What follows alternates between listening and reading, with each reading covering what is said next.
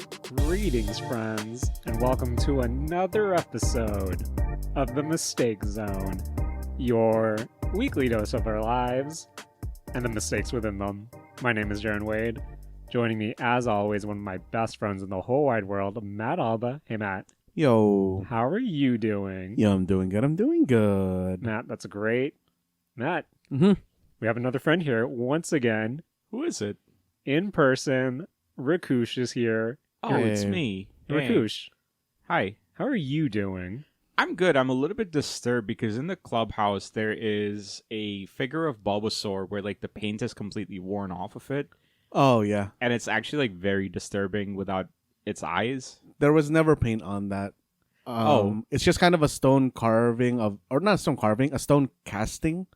Oh, so it's not even a figure. No, it was a flower pot, but the flower that used to be in it died. Oh, like one of the Chia Pet things. Yeah, sort of like a chia pet, but it was like a Chia. cactus kind of looking thing. Okay. But cool. it's Bulbasaur, and they have plants on their back. It just looks very disturbing without eyes. Like I keep staring at it, and I feel like it's piercing through me without having eyes. It's okay. You can just look at the Bulbasaur that's beside it that has the ditto face. They all have ditto faces except for the. Yeah. Oh, man. Looking at your Ditto Pokemon collection, Matt, that kind of made me remember when... Sorry for the mention again, but for our 2023 trip to Japan when we went to the Osaka Pokemon Center, Mm-hmm. was a bit disappointed that they didn't have any of the Ditto Pokemon plushies anymore. Maybe it's because the Osaka Pokemon Center isn't as big as even the DX one that we went to in Tokyo proper. Mm-hmm. But yeah, I wanted to buy another Ditto plush, but didn't have it that time, man. Yeah. Didn't have it that time. They had the Mochi Mochi line of Pokemon, which is kind of like a chibi looking Pokemon I mean, plush line. all Pokemon are already Yeah. kind of chibi looking. But Well, no, this- Hitmonchan is not chibi looking. Come on, Machamp. You can get a chibi looking Machamp. It's just Pokemon Rumble versions of them. That's true, actually. Yeah. But yeah, we bought the Mochi Mochi Snorlax. Our dog does not like Mochi Mochi Snorlax. Damn.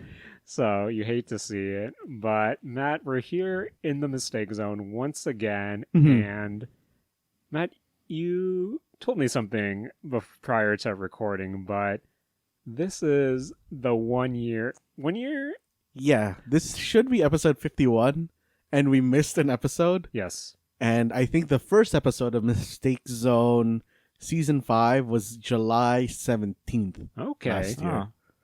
So wow, Matt, Mhm. we're on pace to outdo the original season of the Mistake Zone. I actually think with this episode, we might be already outpacing the original one. There was a lot of hiatuses in 2019, special place in my heart. Uh-huh. But yeah, We there died were- for a while in the summer season, I believe.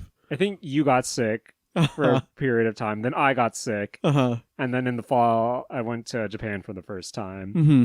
And despite going to Japan in 2023 as well, I really do like how the Mistake Zone 2023 has a lot of similarities to 2019.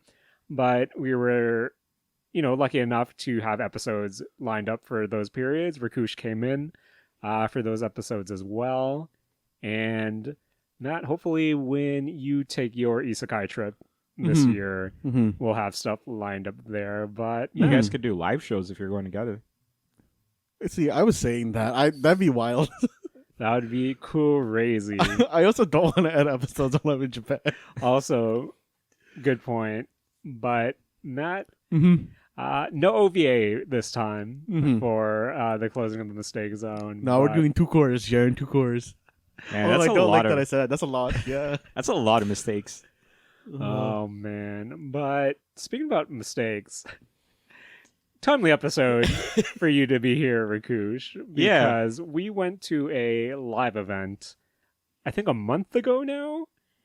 Yeah, like I mean, 3 weeks. At the 3 late. weeks a month, yeah, approximately. Like we're talking about AEW's Forbidden Door 2 that took place Sorry, in Toronto. Rakush. I'm gonna twirl my facial hair for that. It's AEW Cross New Japan Pro Wrestling. I'm sorry, you're right. But we all know whose show it really was in the grand scheme of things.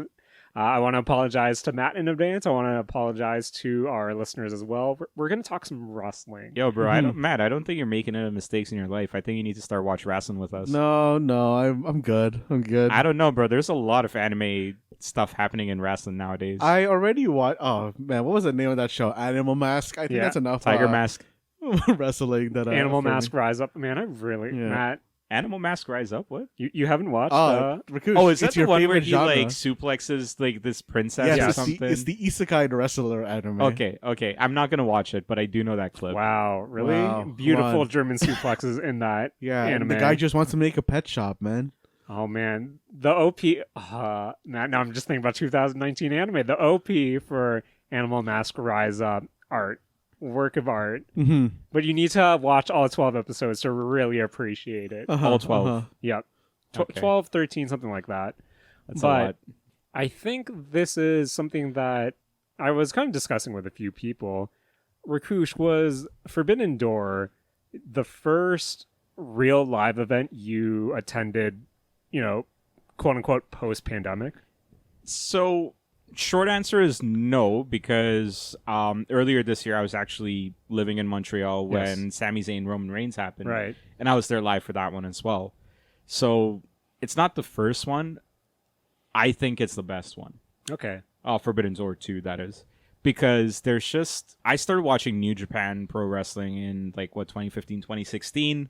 This is, a couple of years before Okada and Kenny Omega started up their feud at Wrestle Kingdom. And this is right before Nakamura had joined WWE and stuff as well. So for me, in a way, it was kind of like this culmination of, years and years and years of watching, if not supporting, kind of this promotion across the world, and just kind of really being a fan of theirs and enjoying the stuff that they create, being a fan of AEW's as well since day one, because a lot of those New Japan guys Kenny Omega, the Young Bucks, those guys are the ones that started AEW. And so there was a big part of me that going to the show, knowing that it was in Toronto, I was really excited already, right? Regardless of what matches they had announced. Now, of course, if they had announced some duds, I would probably have reacted a negative way. But there were a lot of great matches on this card on paper. And the fact that even beyond that, it actually delivered on the hype and the promise, and maybe even exceeded expectations in a way that, I don't know if anybody really, even the most diehard AEW fan, the most diehard New Japan fan with some of these matches might not have expected the level of athleticism and competition and storytelling that was happening there as well. Show is not without its flaws. There were a couple of matches that even Japanese fans were kind of criticizing how their world champion was in the mid card versus in the main event. The women's match was kind of in a shitty spot. I was really sad to see Naito's AEW debut kind of be a filler match. But those are three things in an otherwise what is for me one of the most unforgettable live experiences that I've ever had. And it's been weeks since that, and I'm still kind of in awe as to what it is that I'd experienced live. And this we're doing a podcast. I'm supposed to have the words to describe it. I actually don't know if I have the perfect set of words to describe how great that experience was, I guess. I don't know if everybody felt like that. I know definitely for me, that was that feeling that I got. What was it like for you, Jaren? Because I know you were at the show as well. So, Matt, when we were planning the show notes for this episode, so a little, behind the scenes for the Mistake Zone, any production, you have a planning period where you kind of list out, what are we going to talk about? Yeah. And of course, since Rakush and I did attend Forbidden Door, I feel like we should at least dedicate some time in our Mistake podcast to discuss it. And I think this is where I was the most worried about, just because Rakush is approaching this from, a place of genuine excitement. Jared, did you not have fun at and this wonder. event? Matt? So the main event for Forbidden Door was Okada versus Bryan Danielson. Yeah. And to many, this was a dream match that a lot of people never expected to happen. Just some background, Matt. Bryan Danielson, known as Daniel Bryan in the WWE, separate organization from New Japan Pro Wrestling, separate from AEW, but of course the big behemoth, wrestling promotion in the world. He unfortunately had a career-ending injury.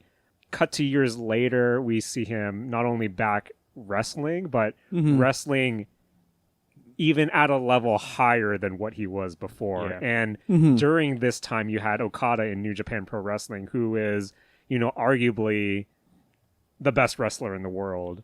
And so in many respects, this was going to be a dream match when this was announced for Forbidden Door. We finally get to see Bryan Danielson, Okada, regarded as two of the best wrestlers in the world, finally have a match one-on-one. And what Rakush didn't mention in his excitement, and I don't blame him. Okay. So, Matt, the doors open at 6 p.m. Yeah. And I believe the first match, which is 0 hour, this is kind of like the pre-show that they play on YouTube to kind of entice people to buy your pay-per-view. That started at 7. By the time we get to Okada and Bryan Danielson fighting, it's around 11:20. 11:20 is that they when make it their started. entrances. Uh-huh. Now, Matt, Uh-huh. the event takes place in Toronto. Yeah. And, the Mistake Zone, the Saturday Morning Arcade Clubhouse, where we're all residing, that takes place in a suburb of Toronto, which you didn't drive to. No, we did the same thing, Yeah, which so is we we took the train there. We took the train, and since I don't live in the suburb anymore, I didn't know there's no bus that goes directly to the venue essentially anymore. Where for me, I had to park at one of the GO stations, take the train to essentially the Air Canada Center, Scotiabank Arena, whatever it's called now. And Matt, the last train is 12:15. And if you miss that train, you have to wait, I believe, until 12. I think it was 12:45 was the next bus Yes. back to Like where the you suburb. parked. Yeah. Yeah. And then if you miss that, it's 1:45. Yeah, it's like one every hour after that And- point. I was already of the mindset where, you guys know me, I hate driving. Yeah. So I was going to drive back to the Mistake Zone HQ like after this whole thing. And Rakush went with a group of friends. I went with another group of friends. And I was talking to one of the friends I went with. And as this dream match, as they're making their way to the ring, Daniel Bryanson has, the final countdown as his theme for the event, harping back to his Ring of Honor, right? Ring of Honor days. days, yeah. Everyone's excited. And then Rakush is probably in his seat geeking out because, again, dream match is happening. No, I'm in the same boat as you for the record, where Okay. I was clock watching as well. Matt, dream match is happening in a ring in front of us, and I'm talking to the friend beside us saying, yo, should we leave early?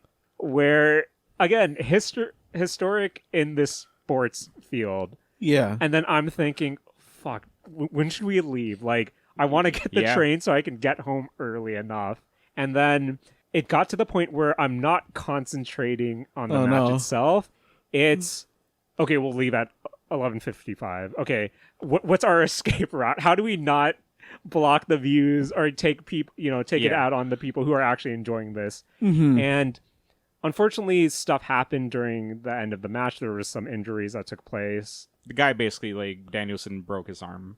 Oh, damn. Like, he took an elbow drop off the top rope. He just had his arm in a bad angle, and it broke. It wasn't even like, oh, man, it was a dangerous move or something. So, Oh, that sucks. Where from what I did watch and enjoyed, like, I do hope these two run it back, just because I personally feel like it wasn't at, like, I couldn't tell if it wasn't at a level I was expecting, or I was just being too hard because, again, I was clock watching, where the moment I heard the bell ring, we bolted. Like, we were trying to run to the GO station, which is, just a few minutes away, but still, you want a spot on the train to get back. And I think that's kind of sums up my experience, where this was my first event, post-pandemic. And again, Matt, Rakush, you know me, sucker for a good crossover. Yeah. where you show me that cross X between two properties, I'll be there. I'll eat it up. But at the same time, I'm an old man now, you guys, where if there was a direct bus back, I think I would have been more into it. But now that I'm trying to like play around with commuting in my head, it's I should be enjoying the product in front of me. Instead, it's okay.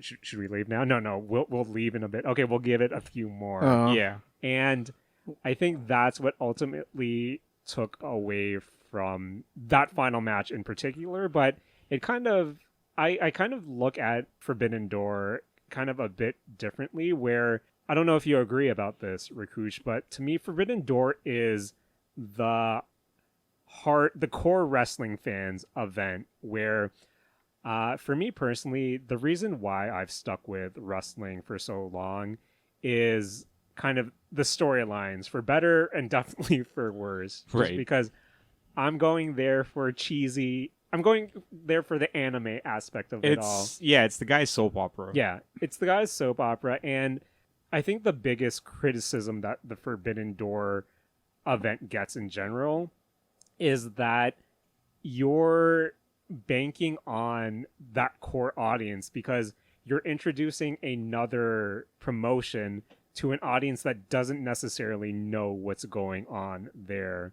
Where some of the biggest criticisms I see is, oh, why should I, as an AEW fan, why should I care about these New Japan guys? And it doesn't help that I think my biggest issue with Forbidden Door as a whole is just timing, because you have a New Japan pay-per-view a few weeks prior, you have a AEW event a few weeks prior, and both promotions are building towards that event, which in turns after those events, it's quote-unquote Forbidden Door season. You have 2 to 3 weeks to build up reason for not only your casual fans, but all fans to kind of look forward to this event. And I think when you get to the, sorry, I know I'm poo-pooing this in a way. When you get to the kind of like the bones about it, Forbidden Door as a crossover is a lot of, hey, can we throw a bunch of people into multi-man matches, into a bunch of tag matches, just to get people into the card? And then, to me, you're getting, okay, everyone's going to try to do their greatest hits, for better or for worse, and then it's on to the next match, where we did have some solid singles matches, but again, as someone who goes into wrestling for, the story more so than the actual match quality was there to a degree, but I wasn't as invested just because there's no story hook for me to really sink my teeth into. Like you were saying, Rakush, the New Japan Pro Wrestling, their main title, the IWGP Championship. Yeah. That was a mid-card match. Their champion, Sonata, was facing Jungle Boy Jack Perry. The biggest criticism for that match is, why is Jack Perry not only in this match challenging for this prestigious title, but everyone's more focused on, oh, he turned into a bad guy at the end when he turned on his friend, rather than, Sonata just being there. And I think that's what was kind of in the back of my head, where, sure, this is a fun wrestling event, this is a crossover event, but I don't know about you, Rakush. To me, on one hand, I look forward to the Forbidden Door season because I get to see all this talent from New Japan Pro Wrestling. But on the flip side it's still 2 different promotions, so the stakes are relatively low, where there's no real promotion-defining storylines being like altered or changed in a way. And I think that's what takes me a bit out of it, where, again, as just a wrestling fan who likes watching the art of professional wrestling, I get to see, quality performers that I've never expected to see. But at the same time, I felt the same way at the end of Forbidden Door 1 last year, where, okay, now that ended on a note that they were building up to the next AEW event, and it's like, oh, okay. For me, I need to separate myself from all storyline stuff and then just see it as a spectacle, which is what it essentially is. Yeah. But I think at the time, not only am I clock watching, but it's me in the back of my head. Again, we're not touching yet, Kenny Omega versus Will Ospreay, which is, arguably match of the night, and that actually had the promotion changing consequences that I was looking forward. Yeah. But everything else, that was fan service. And I said it before that this event is core fan service. Yeah. But at the same time, it's kind of junk food in a way where I enjoyed it at the moment, but there's nothing of substance for me afterwards. If I may say so. No, go for it. I also hate wrestling, by the way. Yeah. But I think like I would preface whatever I'm about to say with a couple of caveats. One of the most important ones is the way I consume AEW specifically, which is the weekly show that happens in North America. New Japan is a Japanese promotion. They're more of a touring company. They don't have a weekly show. They do like enough shows that like, you know, they still have a lot over the year itself. Mm-hmm. The way I consume AEW is like, that's my Wednesday evening routine. Like, especially when I live by myself was, hey, this is like the middle of the week. Stop work at 5:30, whatever it is. Keep the evening free. Go get some food. Get home. Like, you know, have like literally junk food while I'm watching it. And like, that's my midweek kind of like routine. And like, you know, I would be texting friends as I'm watching it and stuff like that. So, sorry, Rakush, I know you're going to say something heartwarming, but you remind me of my coworker so much because he's also a diehard AEW fan where every time he signs off every Wednesday night, he says, hey, signing out, have a Dynamite Wednesday. That's and terrible. That's shout out terrible. to you, Lazar. Lazar, you got to do better than that, bro. Sorry. Rakush, are you telling your friends to have a Dynamite Wednesday? Absolutely not. Okay. Sorry, continue. I'm going into my own world. I do not know what my friends are doing on Wednesday So evenings what you're except for saying a is couple. you're isekai into the world. We're of not going to do AEW. that. We're not going to do that. No, but like it's been like my routine since the pandemic, right? And I think like especially during the pandemic, it was kind of important for me because it was kind of like this weekly benchmark in a period where time kind of became immaterial in a way that was kind of depressing for a lot of people, right? And it was a way for me to keep in touch with some really good friends, like, you know, some really important friends as well. It got to a point where, does this company have issues with, like, you know, how they plan everything out, how they do a bunch of stuff? Absolutely. It's not how I look at that show anymore. Like, there's a lot of shit that, like, you know, I kind of have to ignore and just, like, zone out, be in the moment, whatever it is. I say this as someone who in the last couple of months has now had to kind of watch it with a sibling that is a poo-pooer on a weekly basis.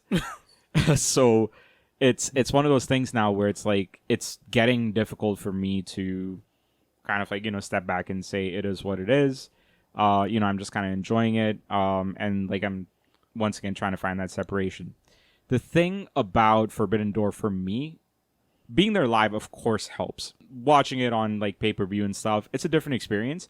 But being there live for some of these moments was way more important to me than just what story they were telling. And that's where, like, to me, like, stuff like the exhibition element of the show does not bother me as much because it's just as important for me to see Shibata wrestle live because I could make the case that most other New Japan wrestlers I've seen wrestle live except for Shibata because like they used to work with ROH back in the day, so pre-pandemic they would still come here.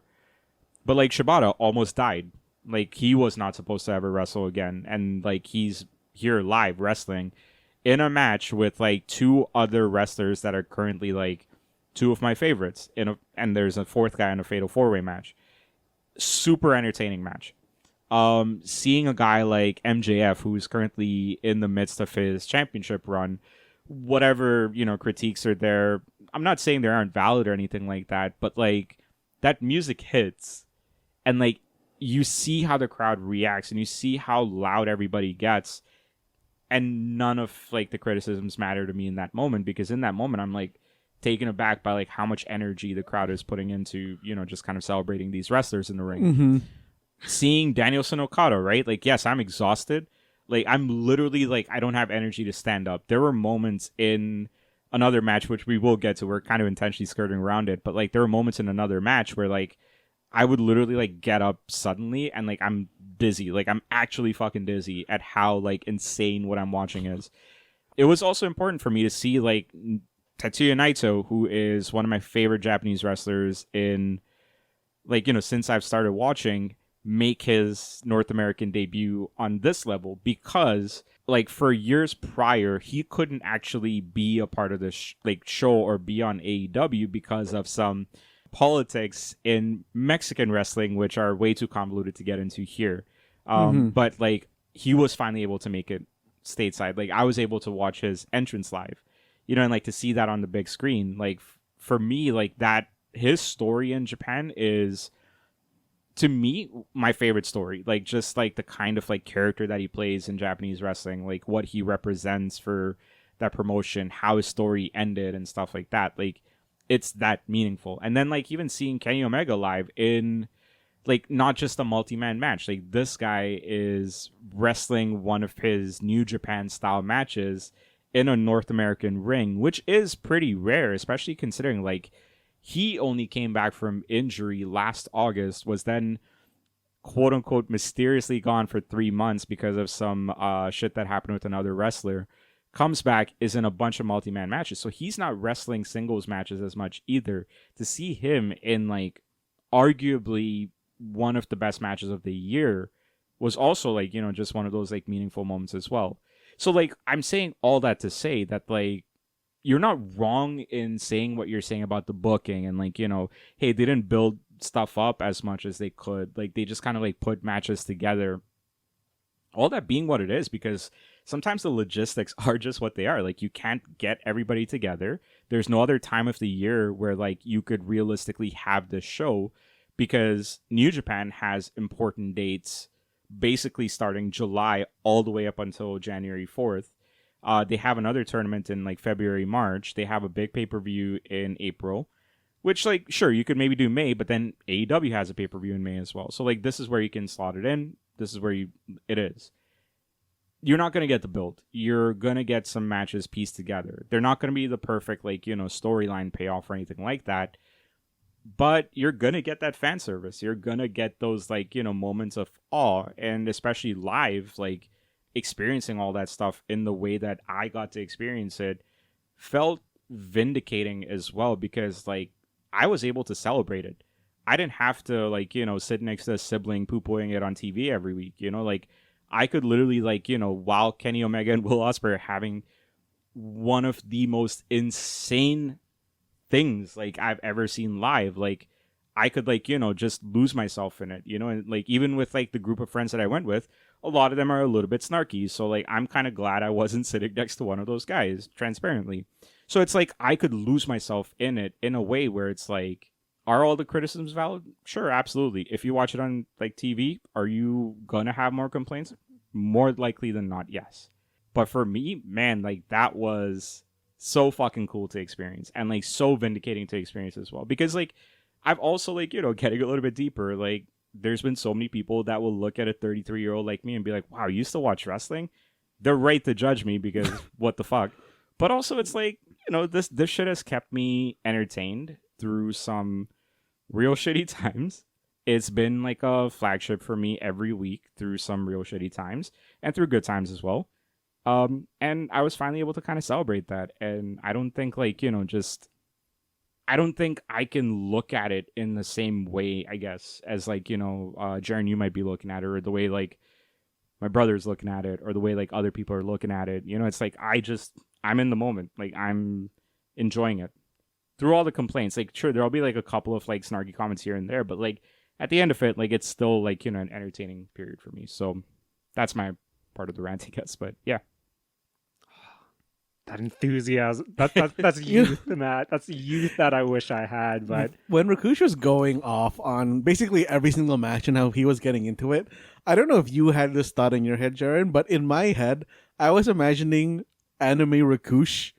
And when like those scenes when it's kind of flashing back to a character's childhood on when they got inspired to do their own thing. Yeah. And they're in the stands and you see the kid go, oh, yeah, and then it lights up, the background fades away, and it's just them in like a multicolored like kind of background. The camera's spinning around like them and the match or whatever they're watching themselves. That's how I imagine Rakush in that moment. Dude, it honestly, like, you're not that far off as far as like how I felt in that moment. Like there was literally a moment in that Omega Ospreay match, like going back to when I was saying, like I got dizzy. Like I thought the match was ending, right? I was standing before that, so I'm about to sit down.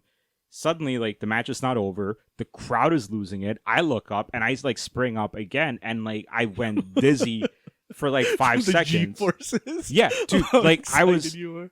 just like the energy in that space.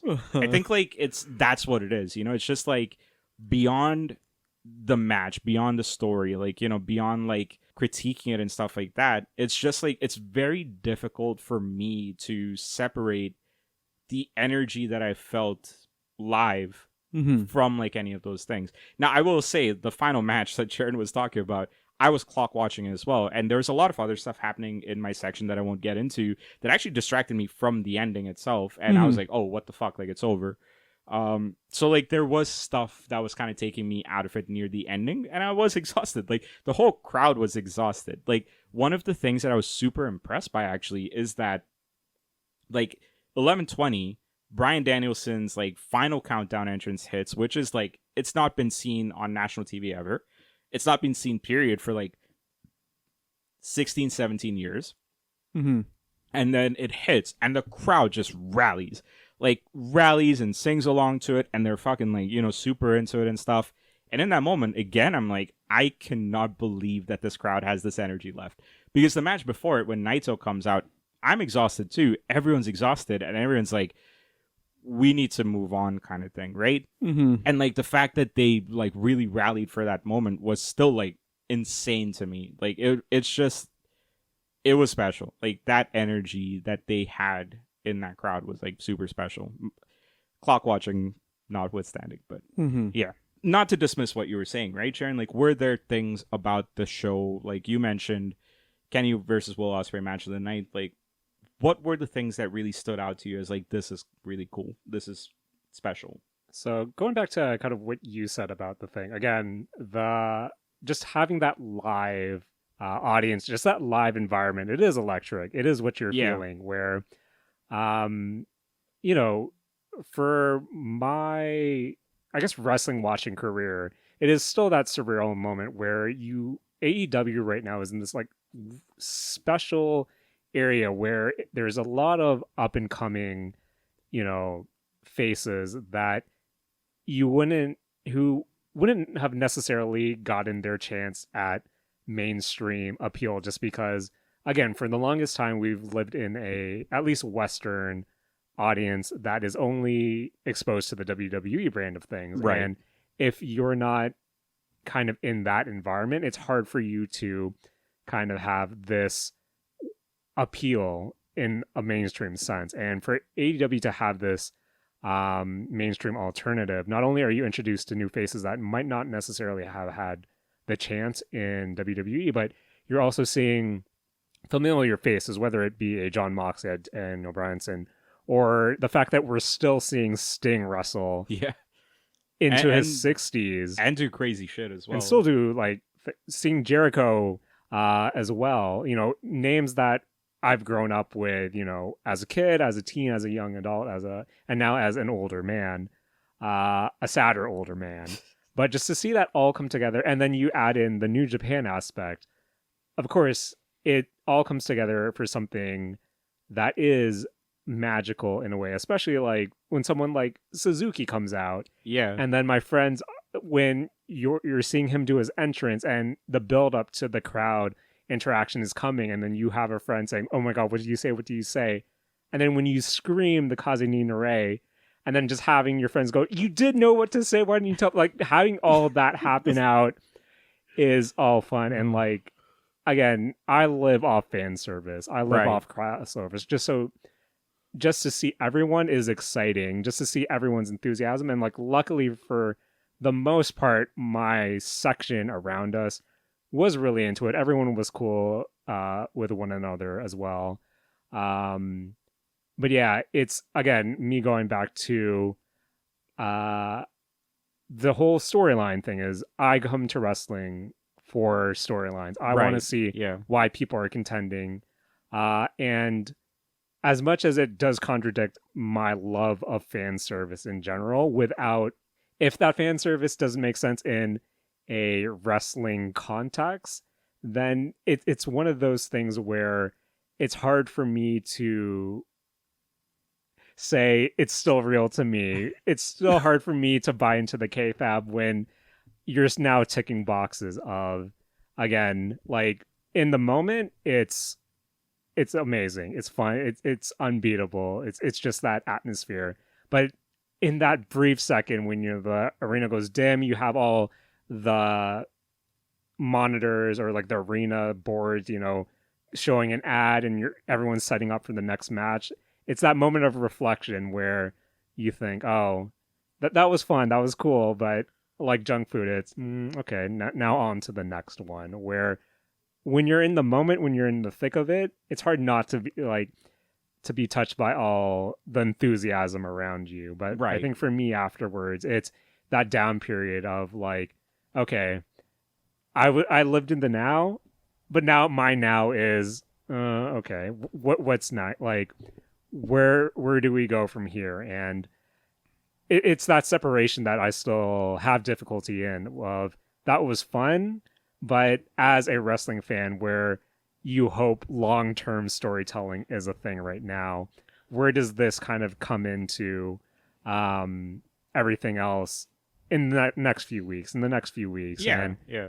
when I miss out on that, that's when I can't enjoy it as much as I could have. Where, say, if I was with you in Montreal and then I see that Sami Zayn Roman Reigns match, just with the context of everything, I'm hooked into everything. Sure. I'm like hooked into that whole presentation is buying me, as opposed to, oh man, this is really, like, again, seeing Shibata, seeing Daniel Garcia, seeing Zack Sabre Jr., seeing Orange Cassidy go at it. Again, Dream, a surreal thing to look at, but not gonna lie, Rakush, when OC gets the win at the end, I'm thinking, okay, I guess. Where at the moment, a lot of the matches I was into, but I think for me, the way I watch wrestling is I want to see how these stories progress, and Sure, yeah.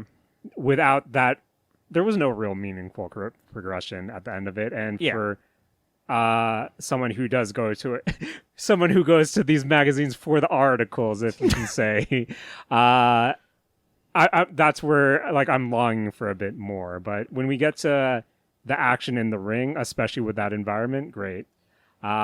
Wish that there was more title changes, but then again, and then I understand why there's no title change, Yeah, because yeah. these are promotions that need their own storylines, and of course, it's a wonder we get to see this in general. So, amazing show overall, but from a storytelling perspective, that's where I'm thinking, Yeah, okay, I mean, it is what it is, and what you're getting is, as you said, Rakush, fan service. Yeah. That top tier action in ring combat. But then at the same time, if I had to be honest, I feel like one thing that's happened, like that was in my mind at the end of the show, when we're on the train, we're going back home. It's time comes for us all, boys. Where I love a lot of people in the ring. I feel like it hurts me to say that there were some competitors, I'm not going to say who, but some competitors where you can tell they're missing a step just because they're getting up there in age. And that hurts me, Matt. That hurts me, Rakush, because that means time's coming for us as well.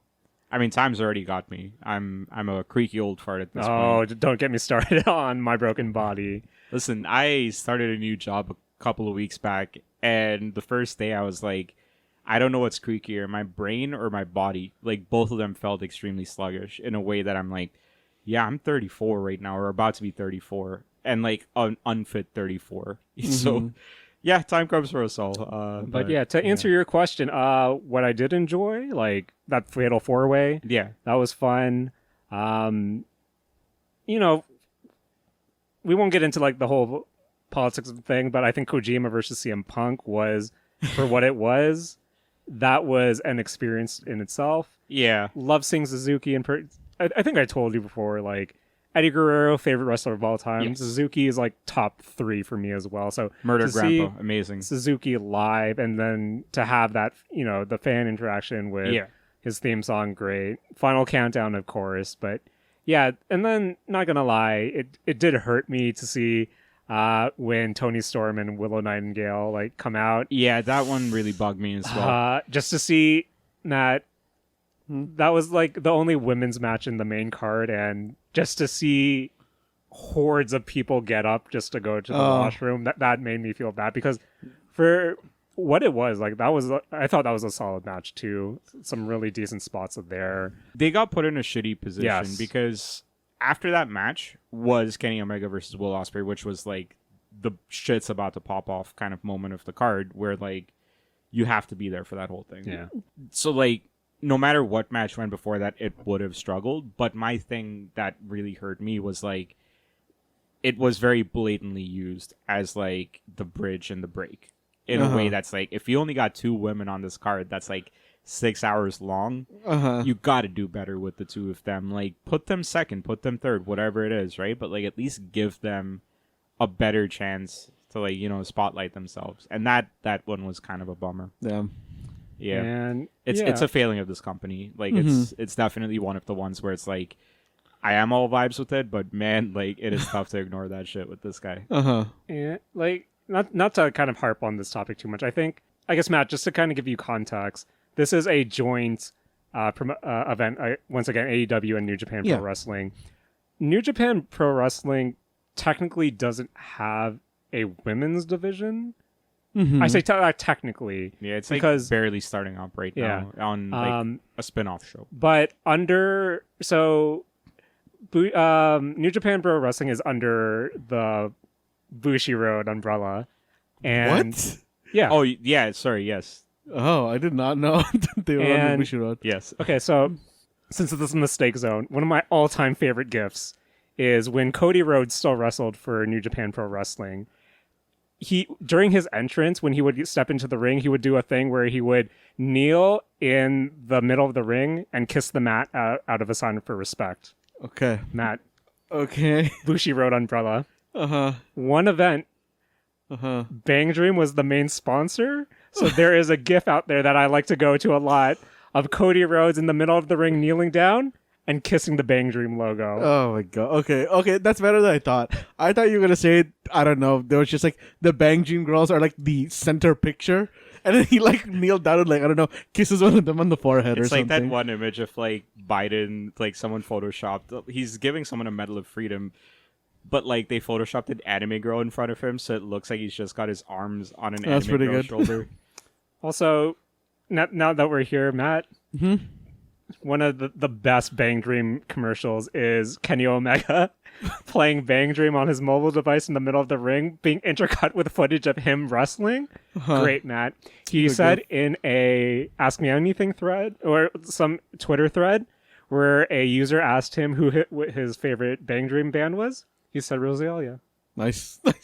And that's my Bang Dream connection for the show. But yeah, sorry, as I was saying, Matt, so they're under the Bushiroad umbrella. And also under that umbrella is, you know, I think arguably the most known women's, especially Japanese promotion, Stardom. Stardom, yes. And as much as, you know, AEW owner Tony Khan has said, you know, they're trying to get a working relationship with Stardom as well. And I think both sides said, like, they do want to incorporate Stardom to some degree into the Forbidden Door. It hasn't, like, really come into effect the past 2 Forbidden Doors, just because, you know, year one, that relationship was still building, wasn't really there. And then on this one, there was a big Stardom event the same weekend, the same night as Forbidden Door. So, you know, in Japan. So it's not like in they Japan, can travel over. So yeah, like, the women's representation for Forbidden Doors so far has been just 2 AEW women's talent who has connections, you know, have either previously wrestled in Japan or previously wrestled for Stardom in some degree. So, but yeah, you don't get as much representation there, you know, for better for worse. But yeah, again, it was just unfortunate logistics to that, for that match to happen before, you know, arguably, I'm just gonna say the best match of the night. Yeah, Kenny Omega and Will Ospreay. Where I think if there's one thing that we'll talk about before we kind of move on, Rakush, that was the match. I do have to say, my other favorite part was probably the Blackpool Combat Club entrance. Yeah. I don't know where you were sitting, Rakush, but we had like a good view of them coming out of the tunnel, and that actress was electric. What they've done with Wheeler Yuta, his glow up with the Blackpool Combat Club was super cool. Seeing Shooter out there as well. Yeah. Him interacting with a New Japan fan was dorky and fun at the same time.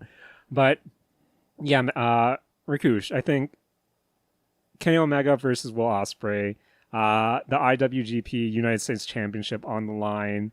This was their second match. They're running it back after Kenny Omega took the title off Will Ospreay in Japan, in Tokyo on January 4th. And again, Matt, as I said, a lot of the times it was for better or for worse. When a championship is on the line at this event, you kind of know who's gonna take it. Like you know, it's that meta aspect of. Maybe in the first year, I kind of could see, Tanahashi taking the AEW championship over Moxley. But this year, when we had Tanahashi versus MJF, I hate to say it, Rakush, we kind of know how that was kind of going. Though, to be fair, that was the very first match of the night as well, because everyone kind of knew how it was going to end. So they just got it out the way. I'm just going to say it breaks my heart to see Tanahashi get old. That's all I'm going to say. Yeah. But yeah, Will Ospreay versus Kenny Omega. This was the one match where I couldn't tell you who was going to win it, just because this was technically a New Japan title. Kenny was going in because I'll admit it. Like when they originally, I believe it was Wrestle Kingdom where they wrestled for this. Yes, Jan 4th. I honestly thought Ospreay was going to win this, and Kenny was going to be done with New Japan Pro Wrestling. And to see Kenny win there, and to see them run it back here in Toronto for Forbidden Door too. I couldn't tell what was happening, and everyone was saying this was the co-main event. This was going to steal the show, and it was the show. It didn't even steal the show. It was like that one part Rakush said where he jumped up, he got vertigo, got the dizzy head. Do you even know what spot that is? Because I feel like there were like three. Yeah, where there were three moments where I also jumped out of my seat because I couldn't believe what was going on. Just from the way the match was put together, how it played out, and then it had a lot of different spots that I felt like they built towards so well. If before we go on to praise it, if I had one criticism for this match, it was so Kenny Omega was aligned with this manager Don Callis for a while. They had a bad breakup. They hate each other now in anime terms.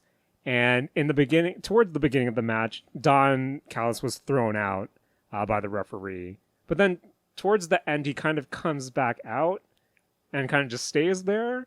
And I think that was my only low point where... And like the ref saw him and everything too, and he didn't kick him back out. So like... This match was amazing, don't get me wrong, but... Come on, guy. Like you kicked him out, just kick him out again. Like I think that entire thing was probably a miscommunication. Doesn't make it not a mistake, but it would have been a problem avoided if in the initial thing Callis just ran to the back instead of being kicked out. Yeah. And then like it's not a big deal that the ref sees him and stuff anymore. Like that is where it got weird in a story sense. Like why didn't you just kick him out or disqualify Ospreay or whatever? Because I'm not going to sugarcoat it. This wrestling isn't quote unquote real. What are you talking about? But if you're going to have a referee try to enforce a rule and then not go back to that, that was my only poo-poo. Yeah, but wrestling referees are stupid, but I referees love are things. Also stupid. So but you're right. You're right. That was a weird thing. But there was like so many things in that match that were just like getting into like a more meta part of like the entire conversation was like, yeah, wrestling is quote unquote fake, right? Where it's like you are what doing moves, really real, you guys. You're doing moves on a person not to injure them. Like it is lot performance. Yeah, it's performance. It's physical performance. Yeah, exactly, right? There are a lot of moves in this match that like when you see it, there is physical damage and risk of a person getting injured, and like. There were moments in the match where a lot of these things were happening. There was one specific one where it was, I think, Tiger Driver 91 was the move that they used. It's just like a very deadly move where like you're dropping the person on their neck and head. It's actually like not the best move to like really see. there's a lot of criticism about that. For me, I was watching it, and in the moment, I was kind of like, yo, that's deadly. But then also in the back of my mind, in the meta sense, I was thinking, it's really cool that these two guys trust each other to, one, allow the other person to do this move on him, because as they're like they're choreographing the match out, right? And they have spots, they probably choreographed this, or at least called an audible. And the fact that, like, you know, they had trust in each other to kind of like do that move and to execute it and know that you're in safe hands with the person executing the move and stuff, I kind of appreciated it on that level as well, where it's like, you're already seeing something truly special, but these two trust each other to like keep pushing the envelope, to keep pushing themselves to, like, you know, greater heights as far as just like what that performance can look like and stuff as well. So that was also like really cool to me personally. But sorry, did I cut you off, Jaren? Sorry. No, we can go through this entire matchup, but I think that would like take a long time. But yes, again, as someone who was kind of down on the whole, I guess, meta aspect of this whole show, like from Bell Ring to Bell Ring, like that one was the one I was most invested in, and that's just credit to two performers at the top of their craft. yeah, And you know, arguably, Will Ospreay is still, you can argue he still hasn't reached his peak, where Kenny Omega has been doing this for so long. But again, Rakush, I'm not saying like he's missing a step, but age. I feel like, yeah, in terms of not saying like he's going to all of a sudden just break down, but in terms of in the next few years, I still think we still haven't seen the best of Will Ospreay, as insane as that is to say. But with Kenny Omega, he's so at the top of his game. But eventually time will... essentially, Kenny Omega's older than Will Ospreay is what I'm trying to say. Yeah. But Kenny faced Wheeler Yuta on Dynamite a couple of weeks back, and one of the things I was talking to a friend of mine about was like comparing that match to Will Ospreay's match and how Kenny is booked in matches nowadays. This guy has built up a whole resume of like just the most insane matches in Japan and North America. Like, he doesn't, like, if he retires in a month's time, I hope he doesn't, but like he's retired as one of the greatest. When you have a guy like that that's currently active, if you're trying to tell a story with that person, you want him to feel like a myth, like a monster that you're overcoming in a way, right? Like when a dragon pops up in, like, you know, Sword and Sorcery, like, you know, something serious, like you have to do something special to beat the dragon, or have something special to beat the dragon. And like in many ways, like, yeah, you had like the whole Don Callis interference and stuff like that, but the way the Will Ospreay match was like booked, if you want to use, like, you know, wrestling terms, was that Ospreay had to do something extraordinary, something special, elevate himself in a story sense to a point where, like, by the end of it, through everything that happened, Ospreay still kind of earned it, and now he finally looks like, you know, he's big shit himself as well. Compared to like the Wheeler Yuta match, like Wheeler Yuta was getting a lot of offense in a way that like Kenny was playing like the typical babyface character that's overcoming the odds, and that's not who Kenny Omega is. And I think like comparing the two was interesting because, like, thinking back to watching Ospreay and Omega, they booked it as like, you know, like this guy has to elevate his game and, like, you know, unlock Super Saiyan 3 to like, or Super Saiyan 4 to like beat this guy kind of thing. And like there was something really, like, you know, unique about that element of the storytelling as well. To go off what you were saying, Rakush, about that match on Dynamite between Kenny Omega and Wheeler Yuta, I think this kind of speaks to something that I've noticed how Kenny Omega is booked in AEW versus how he was or is currently being booked in New Japan Pro Wrestling, where Kenny Omega in these are two different people, or two different beasts in these promotions, where it's really jarring for me to him be pushed to the limit with Will Ospreay, and then, you know, not trying to take anything away from Wheeler Yuta, just because, again, I said I like his glow up, but to use the term, I don't like using the terms, but to see him play that babyface role against him is not believable because that's not what we saw just a few weeks prior. Yeah. And I think that's why during the match at Forbidden Door and why I was able to be so invested in that one particular is that was New Japan Pro Wrestling, Kenny. That's the myth of Kenny Omega.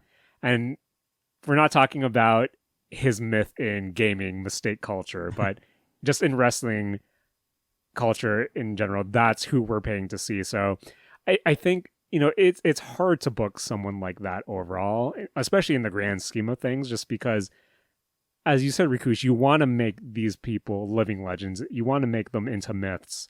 But at the same time, you're still trying to produce a weekly show. Yes. Where you're still trying to make them human in some way for storytelling purposes.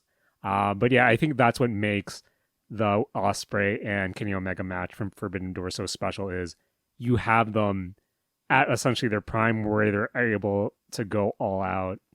And I think that's why that match in particular, of course, was match of the night, just because it had everything, the Don Callis interruption aside. But Matt, sorry, we bored you with the wrestling talk, but do you know of Kenny Omega? No, I have no idea who that is. Matt, what if we told you that his signature move is the V-trigger? Is that from Beautiful Joe? That's from Street Fighter. Oh, okay. What if I told you he's a really good Street Fighter player? Not like high, not like a fighting game god, but like high gold, low diamond, or he platinum? Platinum's before diamond. Correct me if I'm wrong, Rakush. He's entered like Evos, and while he hasn't made like the final, like he's an enthusiast. He's an enthusiast. Okay. Semi-pro, I would call him. Matt, What if I told you he has one of the most protective finishers in all of professional wrestling? I don't know what that means. Called. So it's a finisher that no one's really, maybe aside from like one or two people, no one's like if he uses I don't think anyone's ever kicked out of it. If he uses this move on you, you're done. Okay. Like that's how protected his finisher is. But Matt, okay. What if we told you that the name of that finisher is the One-Winged Angel? Oh my god. And what if I told you that at the Tokyo Dome match that these two had, he came out dressed as the One-Winged Angel Sephiroth? I mean, that sounds about right. Like, did he have the music? Yes. Okay, no, yeah, that seems about that should be What correct. if I told you that for a Halloween episode of AEW, he one time came dressed up as the skeleton dude from Undertale? Sans? Yeah. Or Yeah. which on Papyrus? No sounds. Oh, okay. That makes sense. That checks. Is this making you want to watch wrestling? No. God damn it. Kenny Omega's a cool dude, you He's guys. a great guy. He's a He's a cool great guy. dude. Honestly, I'm just thinking about how I'm going to timestamp that whole segment. 'Cause usually I break them down because I understand the context of what's going on. Guys, that whole conversation was basically like you two were talking about astrophysics and I had no idea what I was guess going once on. it's done, just send it over to one of us and we'll timestamp it for you, I guess. No, I'll figure it out. All right. Actually, it would be even funnier if you tried to figure it out. Like, the timestamps are just all wrong. You're gonna look at this in like, I don't know, a couple days of time. weeks, Just yeah. look at it, it's just gonna say wrestling 1 hour. Amazing. Can I, guys, we've talked about AEW, we've talked about New Japan Pro Wrestling, we talked about Forbidden Door. We talked about everything Kenny does great, but But, Matt, Mm-hmm. Kenny Omega likes video games. Uh-huh. We have established that. Yeah. AEW recently put out a video game Mm-hmm. called Fight Forever. And guys, Mm-hmm. I played some Fight Forever, and did you play it forever? let's say I played under 2 hours, and we all know what the 2 hour mark means on Steam. Oh, but damn. was it not a good game? So Jaren, what made you not like this game? it's not that I didn't like this game, and kind of to preface this, I didn't actually buy it on Steam. I did. Oh, okay. I was able to, play a copy from a friend, and okay, I'll preface this. I played the PS4 version, so not even Mhm. like the Sure. next gen version. It crashed on my first boot up, and it crashed like the next 2 times I tried to play it.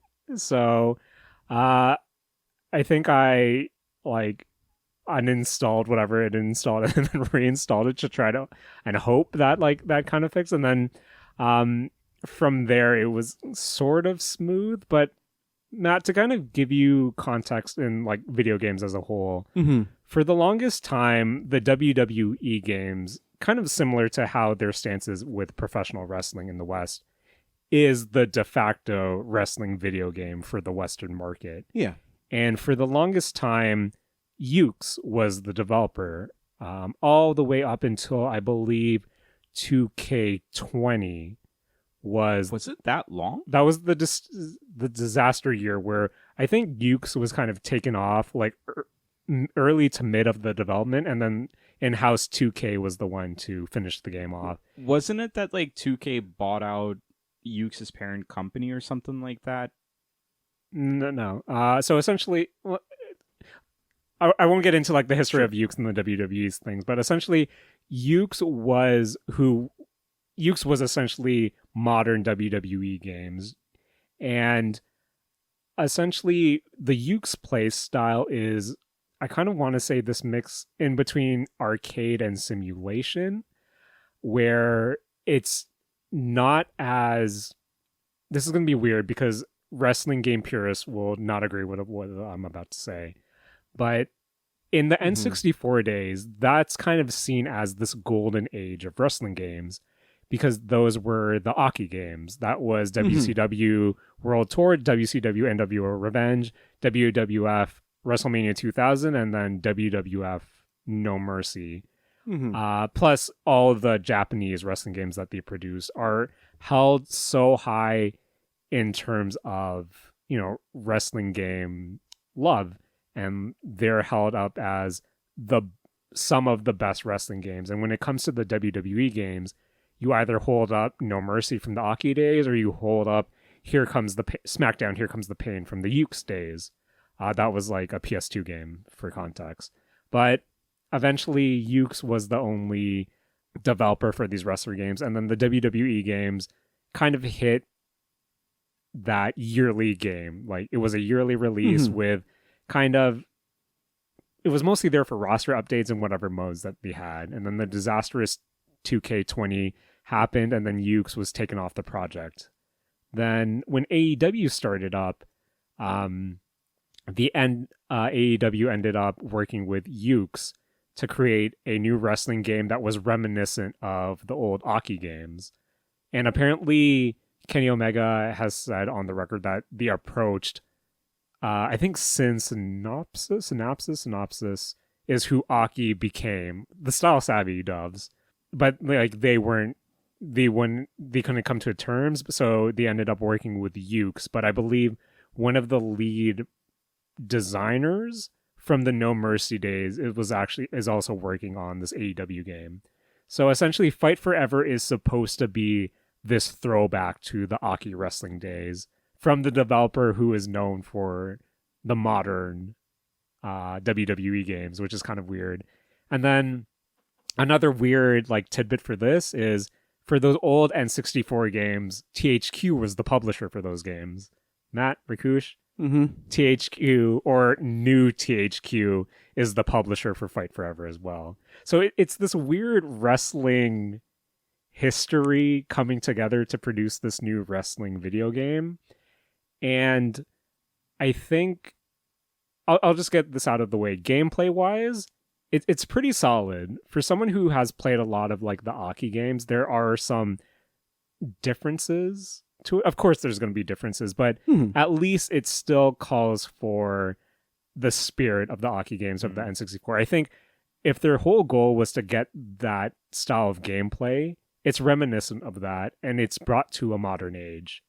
I think my issue with AEW Fight Forever is that we're in a time that the WWE games have established what wrestling games should contain. Like, why do people go to wrestling games in general? It's they want a deep character creator, so you're able to bring in wrestlers from all over, not even the WWE, so you can have your dream matches. You want a kind of mode that lets you become the booker of sorts, whether that be the universal mode, whether that be the GM mode. You essentially want something where you have week to week programs. You can track wins, you can track losses, and you can essentially book your own show to some degree. Or you want some sort of like story mode component, like something for you to have a journey of a wrestler. Mm-hmm. And with AEW Fight Forever, I think the issue is when you're trying to make an N64 game, a modernized N64 game, and then you kind of present that, you're left with this notion of, okay, that was good back in 99, 2000, 2004.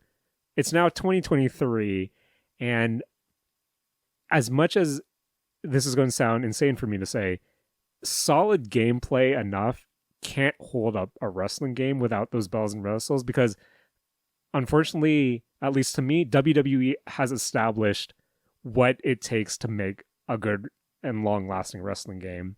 Because one, this is a bad character creator. Like, you don't get the face morphing stuff. You don't get like the photo import stuff that you're kind of used to from the WWE games. Mm-hmm. You have a series of like preset faces. You have limited clothing options. You have limited dye options.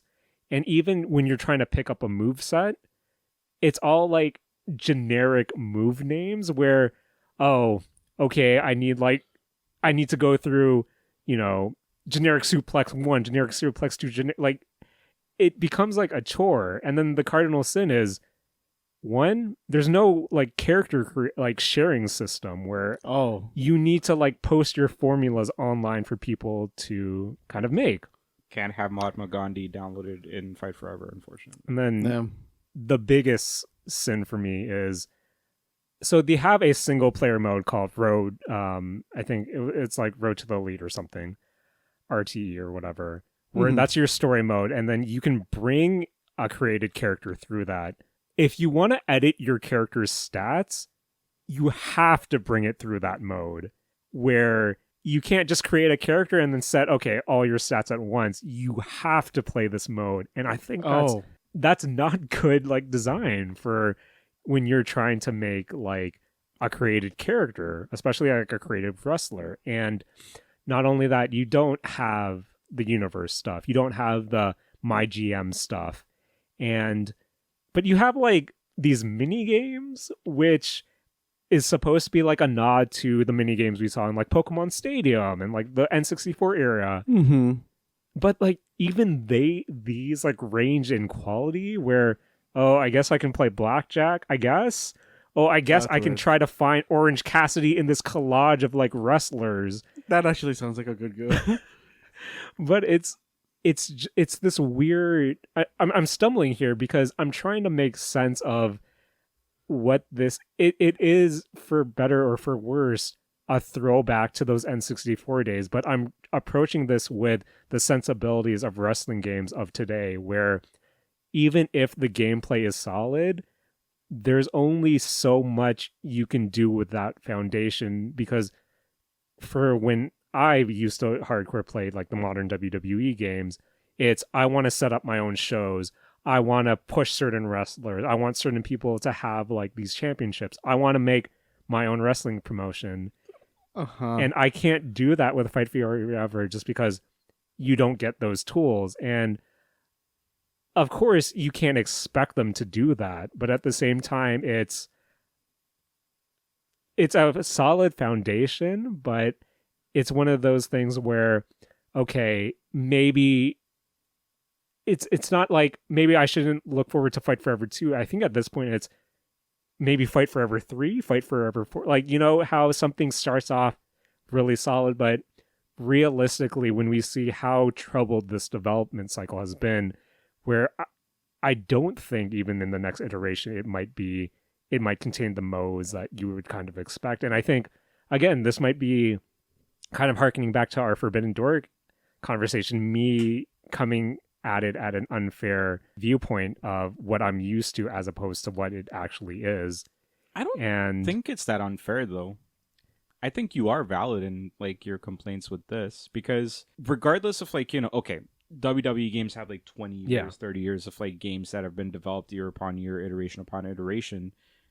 But then like you have all these developers coming from these different studios that should have all that knowledge base and experience to work with as well.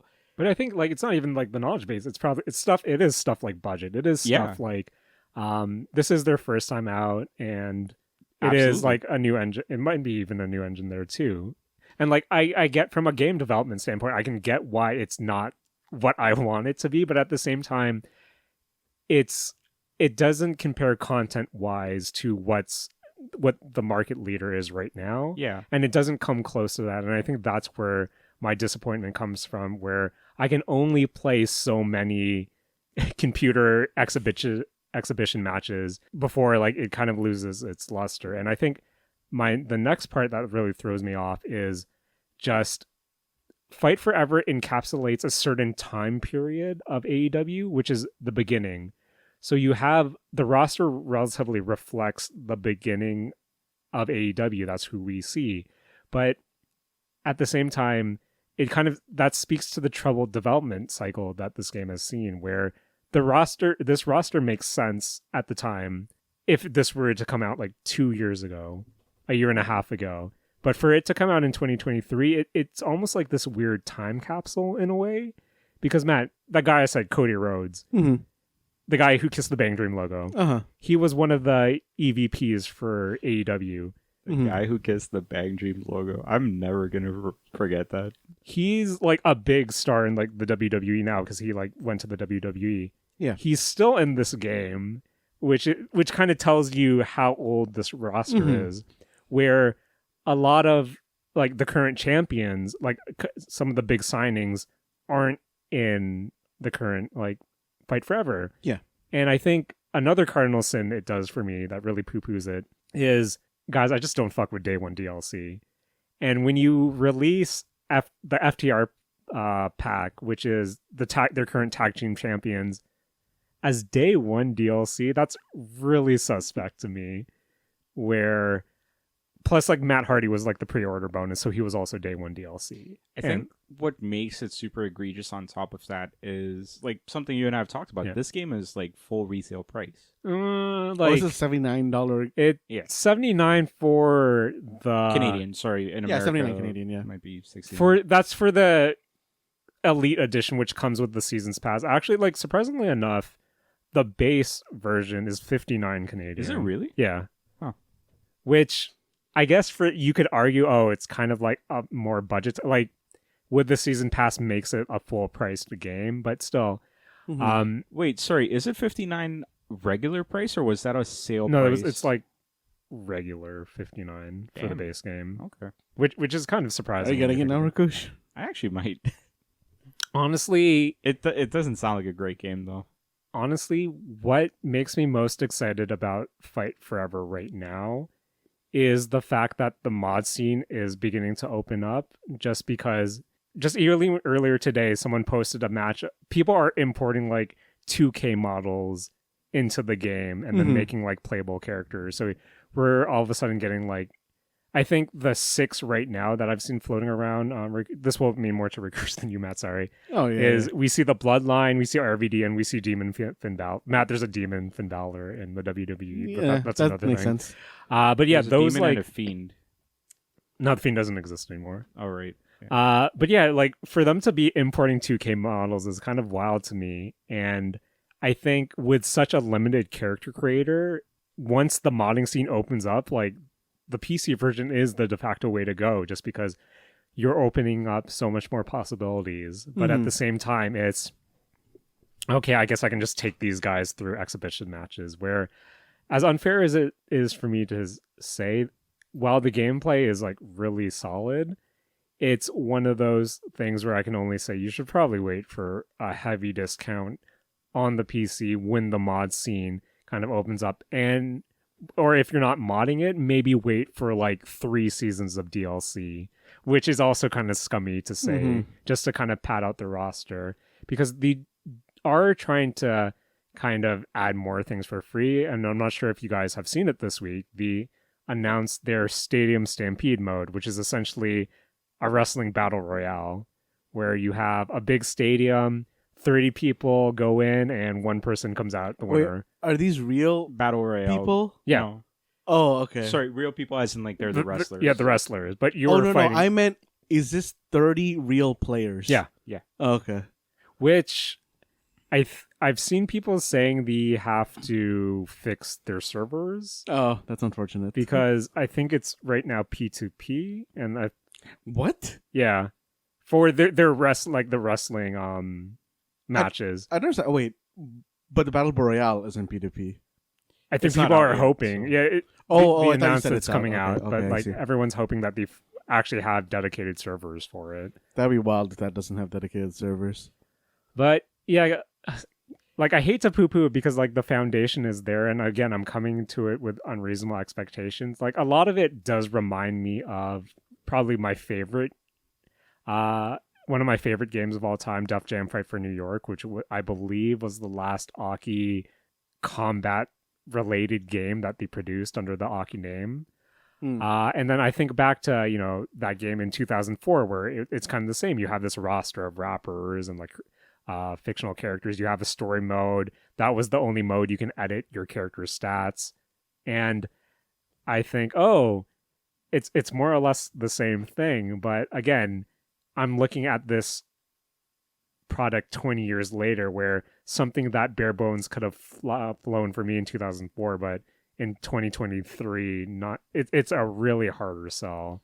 Something worth mentioning, but it is a little bit speculative, is that this is technically a quote-unquote AEW Games production as well. Like, yeah, it's worked on by Ukes and, like, those guys, but that means that guys like Kenny Omega, Aubrey Edwards, who's a ref, Evil Uno, some of, like, the actual, like, wrestlers and referees from the company had oversight on it. Like, they weren't, like, getting into the nitty-gritty, of course, but, like, they were the ones that were probably in their pitch meetings being like, this is what we want to make, right? The reason I say it's speculative is because I don't know how much of their input is what this final game is, and how much of, like, it being a bit of a jumbled mess of nostalgia. As, like, you're not the only one who's described it like this, Jaren. Like, there are plenty of people, like, who have said the exact same thing. I think, like, reading reviews on the game, you'll get the exact same vibe from it. I do wonder if maybe they were asking a little bit too much out of this game. And maybe if it would have been better as a little bit more of a simplified, more affordable presentation. 'Cause, like, $59 isn't that bad, but, like, it still is a little bit on the medium high end.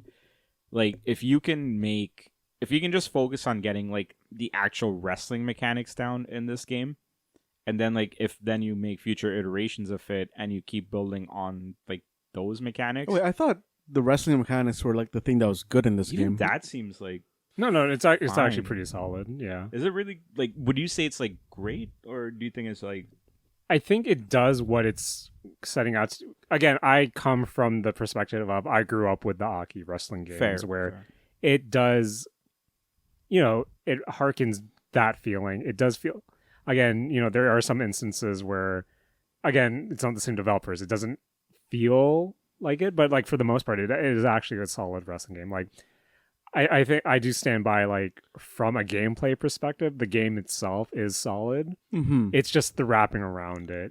I see. It doesn't compare to, like, the modern wrestling sensibilities. Some of the design choices are weird, and even, like, the road to the elite mode, like the story mode. While you do have branching paths and, like, it can have, like, really funny and quirky things to it. I don't think that's enough for it to, as an overall package, to kind of even ask for $60. And then, that's before the DLC. And I know they've said that it's not going to be like a yearly release where they're just going to try to supplement it with, new modes over time, new characters over time. But again, I think the package right now is a hard sell unless you're a diehard AEW fan that just wants a new wrestling game alternative. It's really surprising. Honestly, everything that you've said about this game is actually now how I feel about Diablo 4. Oh, really? Solid gameplay, but Solid gameplay. The wrappings around it are all barely there. yeah, I do admit it is. Again, I've said this a lot and I stress it a lot. It's unfair of me to kind of go in with such lofty expectations because I should be giving it a benefit of the doubt where this is a new, for all intents and purposes, a new franchise coming out. But at the same time, it's, going back to what we talked about last week with the Game Pass thing of our free time is getting more limited. Time is coming for us all, unfortunately. And it's hard for me to recommend something that doesn't have the bells of whistles that I want to get out of it. So while a person who is a diehard AEW fan might actually find enjoyment in this, and I hope they do, again, kind of like my thing with the Forbidden Door is if I'm going in for story or if I'm going in for substantial managing modes or promotional modes for a wrestling game and it doesn't have it, despite having great gameplay, then it's not for me, especially at this moment of time where Foundation is great, but I hope it does get better, especially for fans of AEW and wrestling games in general, just because, again, we've only had the WWE games for so long now. And yeah, I'm excited by what mods are doing to it, and seeing how far mods are able to push it as well. Yeah, I should try this game out if for no other reason than to at least understand how the actual game engine itself works. Cause did you grow up with the Aki games, or is that something kind of alien to you? It's a little bit alien because I Okay. started really gaming in the GameCube generation, so that's not for me. The nostalgia doesn't hit as hard as it might, so I kind of still might want to try Fight Forever out if for no other reason than to say, hey, one, I've tried it, but two, to see do I even like the actual game itself, the fighting? Because so much of it, through all the previews that I watched, did not look great to me. I was gonna say some of the models are awful. The models look awful. There's a screenshot of one of the wrestlers has a dumpster can on top of him because that's a typical weapon used in wrestling, and it looks bad. It just looks like it's his head animation got cropped out for a giant garbage bin. Amazing. So there's a lot of those kind of things where it has not looked great from the get-go for me. So I'm not as shocked by the bad feedback, but it is still kind of sad. And yeah, maybe I should still try it out even though it's 60 plus tax. Also, if you still have your GameCube, just find a copy of Def Jam Fight for New York and experience that Aki engine for the last time. Yeah, or I might just get this on Steam and do the refund thing after 2 hours. God, we're disgusting people. We're disgusting people who not only talked about wrestling for an hour and a half, but subjected our non-wrestling friend to an hour and a half, who then has to edit it. Matt, I truly apologize. I'm looking forward to seeing what I'm going to do with these timestamps. Oh, man. I am too. Guys. See, okay. The thing is that since I don't actually know where real topic breaks are, in my head, it's just, hey, you guys went to a concert as one, not concert. It felt like a concert, but yeah. You guys went to a show as one timestamp, and the other one is, we're going to poo-poo this for a bit, and then, hey, video games. That's the 3 timestamps I have in my head. Concert, Jaren, sad, upset, I don't know. I think it's Rakush Rakush really goes happy. to a concert, Jaren goes to a concert, Rakush loves wrestling. Rakush's life has changed. Jaren just wants to go home. Jaren wants to there might be a Jaren cut there. Kenny Omega. Oh, yeah. Kenny Omega versus Will Ospreay, and then AEW Fight Forever. Okay. Is probably the Those are the timestamps. timestamps. Probably the timestamps. Okay. Holy. And I apologize once again, Matt, but thank you once again for putting up with our nonsense. You should name this episode Pod Forever. No. I want to thank you, Rakush, for being a genuine person who loves wrestling. And wrestling only. Everything else I hate. I like only wrestling. I want to thank Cody Rhodes for kissing the Bang Dream logo. I want to thank Kenny Omega for being a strong nerdy boy. I want to thank Def Jam Fight for New York. And I can't stress this enough. I want to thank Matt for putting up with this nonsense. Jaren, I got to thank you for hosting the show. I don't want to thank myself because this was a nonsense episode. But Matt, Mm-hmm. thank you, Rakush. Thank you, and Matt. So I talked Matt out, then I talked Rakush out, then I'll talk Matt back in. Matt, Mm-hmm. take it away. This has been the Mistake Zone, and we're all out of trains home. Oh no.